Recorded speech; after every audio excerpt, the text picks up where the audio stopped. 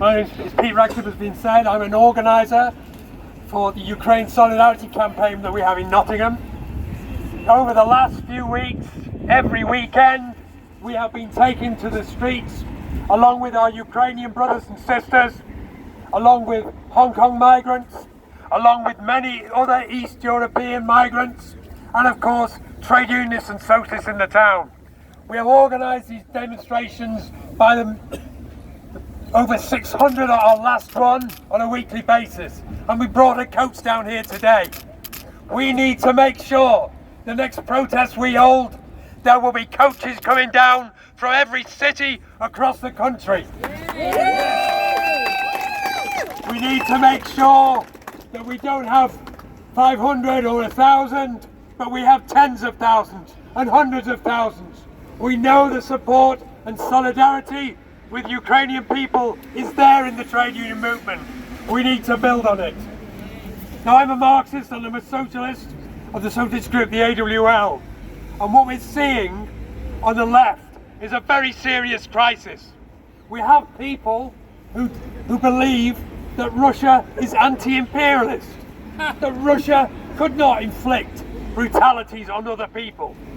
They forget. We have seen many wars conducted by Putin. We saw his war on Chechnya, where he leveled the town of Grozny. We saw what he did in Syria, where with the tyrant Assad, he murdered up to 500,000 people. We know what Putin is about, and the left and people in the Labour movement need to realise that and act on it.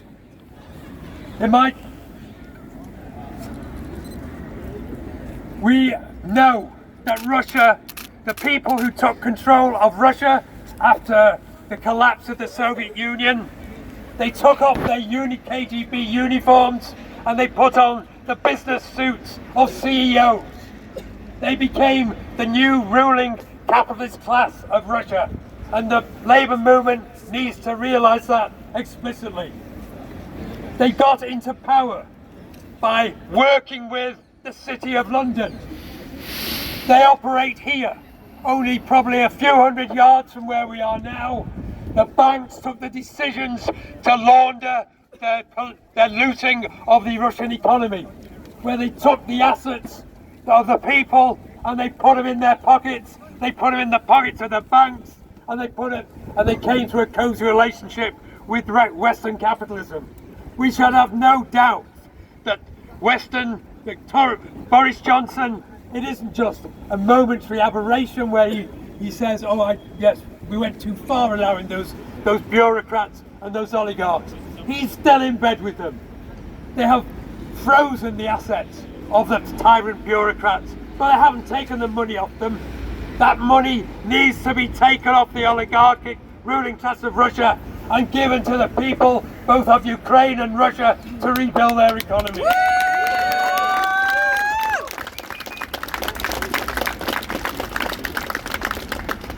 I am no friend of NATO. Its nuclear arsenal gives Putin an excuse to terrify his own people. But this is not NATO's war. This is Putin's war. And anyone who propagates the lie that this is a war of NATO expansion is doing Putin's dirty work for him. NATO has expanded to Eastern Europe, but that hasn't been done by military invasion. Unfortunately, it's been done because the people of Eastern Europe fear Putin's expansionism. Fear the fact that he takes over from the Tsarist greater Russian fantasies of Stalin, of imprisoning the whole of Eastern Europe under his rule. Whilst Putin is there, our job in stopping NATO becomes that much harder. We defeat NATO, first of all, by defeating Putin, and we need to make sure we do that. Now, I've already said we need to march again, but one of the things we need to be clear of is that Ukraine should have peace, but it shouldn't be peace at any price. A divided Ukraine will be a recipe for disaster, and for instability and for communalist violence. And if anyone should know that, it should be the British people after what they did to Ireland. A divided Ireland brought around chaos, and a divided Ukraine will be a gift to the ethno-nationalists and the nationalists on either side. We must defend and demand that this government brings no pressure on the Ukrainian people to fight for their unity and therefore their independence. So what I would say is we must make sure we bring pressure on NATO to give the Ukrainian people the arms they need to defend themselves. We must demand that Ukraine is united, and we must be on the streets again in the next weeks and months, 20 or 100 times bigger than we are today.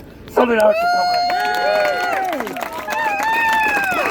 On Ukraine! On Ukraine! On Ukraine! On Ukraine!